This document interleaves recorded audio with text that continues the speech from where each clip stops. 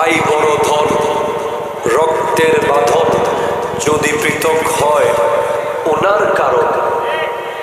ঠিক কিনা সুরে কথা বলে? ভাইয়ের দোষ এলাকাবাসীকে বুঝাবেন না, ভাইয়ের বিচার তৃতীয় ব্যক্তিকে দিয়ে করাবেন না, ভাইয়ের সাথে ভাইয়ের সম্পর্ক ঘরের ভিতরেই রেখে দিবেন, সেখান থেকে যেন অসম্পর্কের কথা বের না হয়। মনে রাখবেন, ভাইয়ের চেহারার দিকে তাকানো ইবাদত। আন-নাজরু ইলা ওয়াজহি আখি ইবাদত। ভাইয়ের চেহারার দিকে তাকানো পর্যন্ত ইবাদতের সওয়াব পাওয়া যাবে।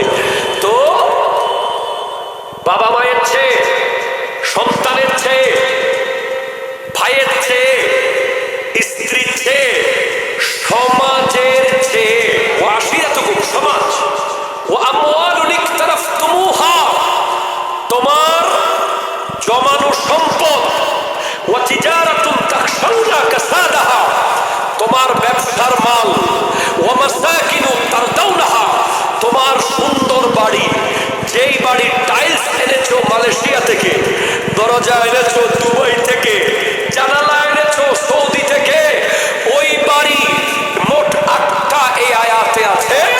আরেকটা হলো নিজের জীবন।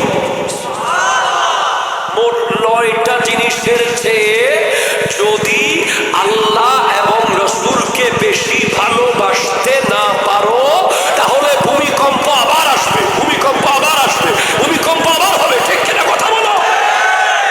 আজকের দিনে যারা পরিবারের টাকা দেখে বিয়ে করায়, শেষে দেখা যায় ওই মেয়েকে কোর্টে কোর্টে করতে হয়। ঠিক কিনা জোরে বলেন না? ছেলের বাবার টাকা দেখে, ছেলের গাড়ি দেখে, ছেলের বাড়ি দেখে মেয়ে দিয়ে দিয়েছে, ছেলের তাকওয়া দেখে নাই। আবার ছেলের ক্ষেত্রেও মেয়ের বাবার বাড়ি গাড়ি টাকা পয়সা দেখে ছট করে রাজি হয়ে গেছে, মেয়ের তাকওয়া দেখে নাই।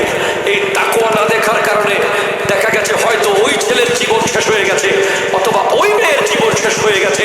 আমার নবী বলে, জুলাইবিবকে কেন মেয়ে দিবা না? জুলাইবিব হলো একজন তাকওয়াবান সাহাবা, সে আল্লাহকে ভয় পায়। পরে দেখা গেছে আসলেই জুলাইবিব মুত্তাকি ছিল। সে জিহাদের মাঠে গিয়ে 7 জন কাফের ইসলাম বিরোধীকে শহীদ করে তাদের মধ্যে নিজেও শহীদ হয়ে পড়ে আছে।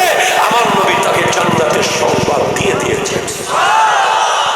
আজকের দিনে যারা এক বেলা খেতে পায় আর এক বেলা পায় না, আমার নবী আল্লাহকে বলেছেন, আল্লাহ তুমি আমাকে এক বেলা খাওয়াবে আর এক বেলা উপোস রাখবে। বলে কেন? আমি এক বেলা খাবো, শুকর করব, আর এক বেলা উপোস থাকবো, সবর করবো। আমার নবী স্পষ্ট বলেছেন যে এই পৃথিবীতে আল্লাহ রিজিক দেয়, হাল তুনসারুনা ওয়া তুরযাকুনা ইল্লা বিদুআফাইকুম। তোমাদের ভিতরে গরীব আছে বলে, মিসকিন আছে বলে আল্লাহ রিজিক দেয়। নবীজি বলেছেন, আল ফকরু ফখরি, গরিবই হলো আমার অহংকার। মানুষ নিজের পয়সা নিয়ে অহংকার করে, মানুষ তার বাড়ি নিয়ে অহংকার করে, মানুষ তার ক্ষমতা নিয়ে অহংকার করে, মানুষ তার পাওয়ার নিয়ে অহংকার করে। আর আমার নবী বলছেন, গরিবই হলো আমার অহংকার। আর জান্নাতে সবার আগে আমি গরিবদেরকে নিয়ে চলে যাব। বাস, নবীর প্রেমিক তারা যারা 5 ওয়াক্ত নামাজ পড়ে।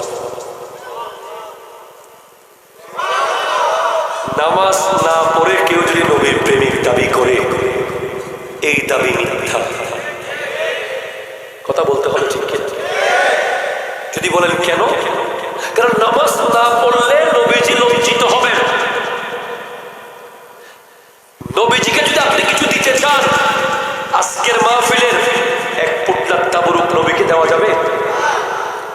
কিন্তু আপনি যদি আজকে এই দুতিয়ার দিঘির পাড়ে 2 রাকাত নামাজ পড়েন, মদিনায় নবীজির চক্ষু শীতল হয়ে যাবে। কারণ নবীজি বলেছেন যে হুব্বিবা ইলাইয়া মিন দুনিয়াকুম সালাস, এই পৃথিবীতে আমাকে 3টা জিনিস বড় প্রিয় বানিয়ে দেওয়া হয়েছে। 1 নম্বর আন-নিসা, মা জাতি। 2 নম্বর ওয়াত-তিব, খুশবু। 3 নম্বর ওয়াজুইলাত কুররাতু আইনি ফিস সালাত, নামাজের ভিতরে চক্ষু শীতল হওয়া। আল্লাহ বলবে, হাবিব আপনি বলেছিলেন ওরা আমাকে দেখতে চায়, কই ফজরে তোরা আসে না?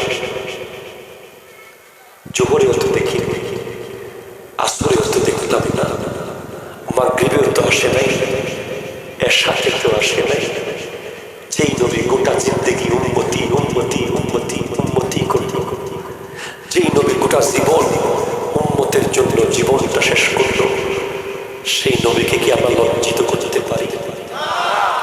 কুমিল্লার মানুষ একটা ব্র্যান্ড, কথা কোন ঠিক কিনা জোরে বলে। কুমিল্লাতে জয়নুল আবেদিন আসতেছে since 12 years I have been performing at Comilla. এই কুমিল্লা শহর, কান্দির পাড়, হাউজিং সোসাইটি, নূরপুর,